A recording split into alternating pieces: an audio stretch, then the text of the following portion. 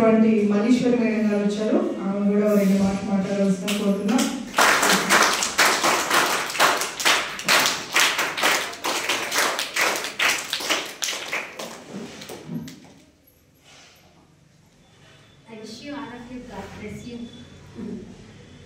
అందరికీ కూడా శుభ ఉదయము. ఇక్కడికి నేను అనుకోకుండా రావడం జరిగింది, అకస్మాత్తుగా పిలిచేస్తారు. Okay, thank you ma'am. నేను కూడా టీచర్గా పనిచేస్తున్నాను. అయితే ఈరోజు ఈ సందర్భంగా ఇక్కడ మిమ్మల్ని అందరినీ కలుసుకోవడం చాలా సంతోషంగా ఉంది. ఇందులో సుభాష్ చంద్రబోస్ గురించి చెప్తుంటే నాకు కొంచెం ఇష్టమే. ఆయన అంటే అందరి నాయకుల కంటే కూడా ఒక రమ్మ ఎక్కువ ఇష్టం నాకు ఆయన అంటే. ఎందుకంటే స్వాతంత్ర ఉద్యమంలో మన భారతదేశాన్ని మనకందరికీ తెలిసినటువంటిదే 200 సంవత్సరాల కాలం పాటు బ్రిటిషర్లు పరిపాలించారు అనేసి చెప్పుకుంటూ అంటాం. వాళ్ళు మనల్ని అనేక రకాలుగా హింసలు పెట్టారు, వాటి నుంచి మనకు స్వాతంత్రం రావాలి అనేసి. సో ఆ విధంగా పోరాడినటువంటి వాళ్ళు చాలా మంది ఉన్నారు. మహాత్మా గాంధీ ఒక నాయకత్వాన్ని వహించారు, అవును కదా. సో అయితే ఏం చెప్పారు ఆయన, మహాత్మా గాంధీ గారు? అహింస. ఆయన తీసుకున్నటువంటి ఆయుధము అహింస అనమాట. ఇప్పుడు చూడు, అలా పిల్లలు ఇద్దరు ఏం చేసుకుంటున్నారు, గిలి కజ్జాలు పెట్టుకుంటున్నారు. సో ఏంటి అప్పుడు ఏంటి, ఎవరైనా మనల్ని కొడితే గాంధీ గారు ఏం చెప్పారంటే, ఈ చెంపను కొడితే ఈ చెంప కూడా చూపించిన ఆయన అని చెప్పినాడు.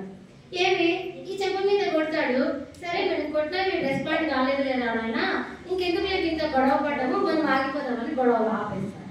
అట్లా కాకుండా వాడు ఈ చెంప కొట్టినాడంటే, నువ్వు ఈ చెంప కొట్టినావు అంటే మళ్ళీ వాడు మళ్ళీ నిన్ను కొడతాడు, మళ్ళీ నువ్వు కొడతావు, ఇలా కొట్టుకుంటానే పోతాం కదా కదా.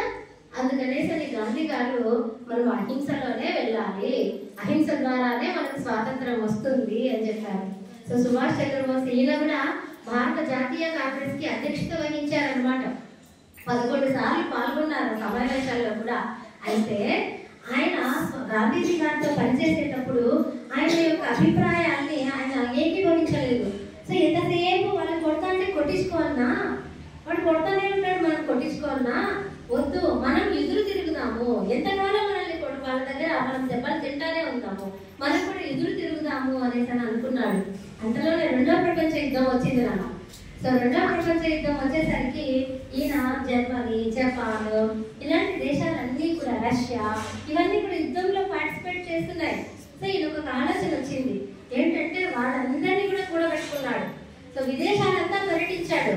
పర్యటించి బ్రిటిషర్లను వాళ్ళని ఎదిరించాలి అంటే మనకు కూడా సైన్యం కావాలి కదా, మనకు కూడా సోల్జర్స్ ఉండాలి కదా. మన దేశాన్ని మనం ఇంత హ్యాపీగా ఇప్పుడు నిద్రపోతున్నాము ఇక్కడ అని అంటే, మన దేశం చుట్టూ రక్షణ కాస్తూ అక్కడ సరిహద్దుల్లో బ్రిటిషర్ మన యొక్క సోల్జర్స్ ఉన్నారనమాట, జవాన్లు ఉన్నారు కదా. అలా సైనికుల్ని తయారు చేయాలనుకున్నాడు. అలా సైనికుల్ని తయారు చేయాలని వివిధ దేశాల్లో పర్యటించారు. మనకు ఆ సైనికులు తయారు చేయాలంటే డబ్బు కూడా చాలా అవసరం, వేరే దేశాల యొక్క మద్దతు కూడా అవసరం, దానికి ఆయుధాలు కూడా అవసరం. అలా అన్ని దేశాలలో పర్యటించి వాళ్ళ యొక్క సహకారాన్ని తీసుకొని ఒక కొట్టక నాన్న వాడికి తెలుస్తుంది, కొట్టకే ఆఖరి టైము నిద్రపోని వదిలి ఆయన ఏం చేశాడు, ఒక సైన్యాన్ని స్థాపించాడు అనమాట. ఆ సైన్యంతో కలిసి మనం యుద్ధం చేసేద్దాము, యుద్ధం చేసేసి బ్రిటిషర్స్ ని తరివేద్దాము, మన దేశంలో మన ఇంట్లోకి వచ్చి మన మీద వాడిని గోడి పెత్తనము కదా, మన ఇంటికి వేరే వాళ్ళు వచ్చి మన మీద పెత్తనం చేస్తే మనం ఊరుకుంటామా, వాటి తరివేయాలి కదా. ఇది ఆయన యొక్క కాన్సెప్ట్ అనమాట. ఆ విధంగా బ్రిటిషర్స్ తో ఫైట్ చేసేదానికి ఒక ఆజాద్ హింద్ ఫౌజ్ ఇందాక మేడం చెప్పారు, తను ఒక సైన్యాన్ని ఏర్పాటు చేసుకున్నాడు అనమాట.